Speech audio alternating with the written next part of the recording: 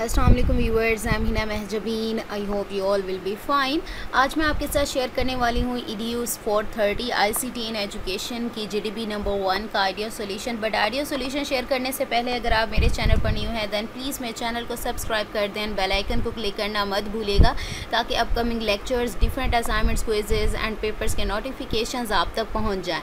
Like भी कीजिएगा, share भी कीजिएगा। ओके जी, let's start from today's GDB idea solution, जिसके हैं 10 मार्क्स, वैसे 5 मार्क्स की होती है, तो इसको कंसंट्रेट करके कीजिएगा अटेंटिवली।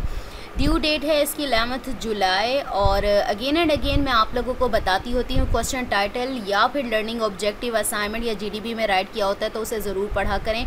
अगर आपको क्वेश्चन समझ नहीं भी आ रहा तो आपको पता चल जाता है कि हैंडआउट्स में ये कौन से टॉपिक से आ रहा है, तो आप ये कॉन्सेप्ट अपना क्लियर कर सकते हो। ठीक है, let's see the topic of this GDB। Does technology add some pedagogical value? Justify the statement with at least 5 logical reason. Pedagogical कहते हैं तदरीसी, यानी पढ़ाने की बात हो रही है, एजुकेशन से रिलेटेड, तो आपने बताना है कि टेक्नोलॉजी ने इसमें इजाफा किया है यानी वैल्यू बढ़ाई है।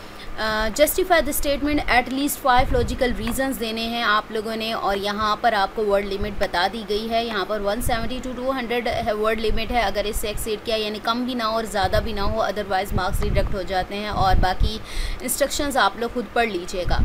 Now let's see the ideal solution of this GDB. Technology plays a crucial role in today's educational landscape, offering demonstrable pedagogical value in several ways. जी हाँ, टेक्नोलॉजी बहुत अहम किरदार अदा कर रही है यानी पेडागोजिकल वैल्यू बढ़ाने में, यानी टेक्नोलॉजी ने वैल्यू बढ़ाई। अब क्या हो गया, फर्स्ट पॉइंट है हमारे पास, technology enables interactive immersive learning experiences, making education more engaging and enjoyable for student through multimedia resources, virtual simulations and educational games. Technology brings subjects to life and foster active participation. अच्छा जी, आप लोग देखते हैं multimedia का use हो रहा होता है। पहले जस्ट होता था कि बुक्स वगैरह होती थी, लेकिन टेक्नोलॉजी की वजह से मल्टीमीडिया, आप लोगों ने क्लास में बोर्ड, इलेक्ट्रिक बोर्ड्स लगे हुए देखे होंगे, या फिर आपने देखा है कि अब वीडियो लेक्चर जैसे आप देख रहे हो तो बहुत ज़्यादा इंटरेक्टिव बनाया गया है, यानी अट्रैक्ट करते हैं, स्टूडेंट की अटेंशन ग्रैब होती है। तो इसी तरह से एजुकेशनल गेम्स बनाई गई हैं बच्चों को अट्रैक्ट करने के लिए। तो ये सारी किसकी वजह से है? टेक्नोलॉजी की वजह से है। ठीक है, तो इससे क्या है, अटेंशन बढ़ाई जा सकती है। With technology, students can access personalized learning experiences tailored to their individual needs and pace. Adaptive learning platforms and intelligent tutoring systems use data analytics to assess students' strengths and weaknesses, providing targeted support and customized content to optimize their learning journey.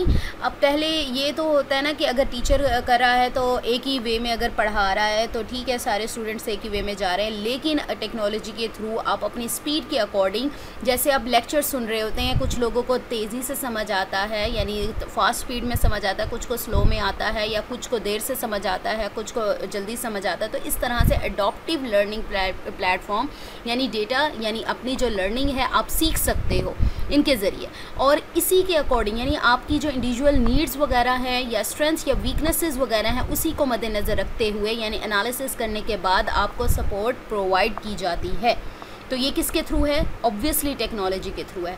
Technology facilitates seamless communication, collaboration among students, teachers and even experts from around the world. Online discussion forums, video conferencing and collaborative tools enable students to collaborate on projects, share ideas and receive feedback, fostering teamwork, enhancing their social and communication skills.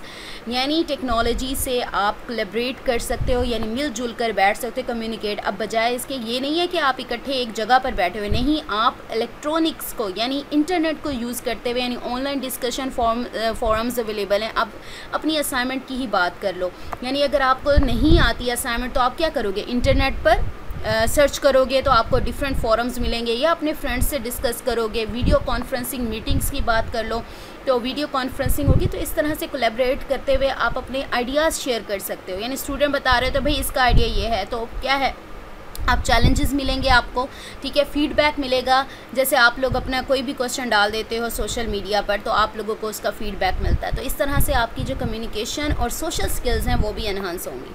तो ये सब किसकी वजह से है? Technology की वजह से है।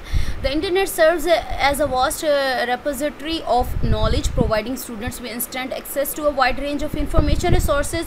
Online libraries, digital textbooks and educational websites offer extensive learning materials promoting independent research and exploration। अब इंटरनेट क्या है? बहुत बड़ा ज़ख़ीरा है नॉलेज का, यानी जो चीज़ आपको चाहिए, रिसोर्सेज, इंफॉर्मेशन, वाइड रेंज पड़ी है, आप उसको फ़ौरन जिस टाइम आपको चाहिए आप उसको एक्सेस कर सकते हो। ऑनलाइन लाइब्रेरीज़ अवेलेबल हैं, डिजिटल टेक्स्ट बुक्स अवेलेबल हैं, एजुकेशनल वेबसाइट्स हैं जो कि लर्निंग जो है मटेरियल प्रोवाइड करती हैं, और इस तरह से आप अपनी रिसर्च इंडिपेंडेंट कर सकते हो बजाय इसके कि किसी के से पूछो, ठीक है। एक्सप्लोरेशन भी। Technology allow student to apply theoretical knowledge to real world scenarios, enhancing their critical thinking and problem solving skills through virtual labs, simulations and augmented reality experiences। Students can experiment, analyze data and practice skills in a risk free environment।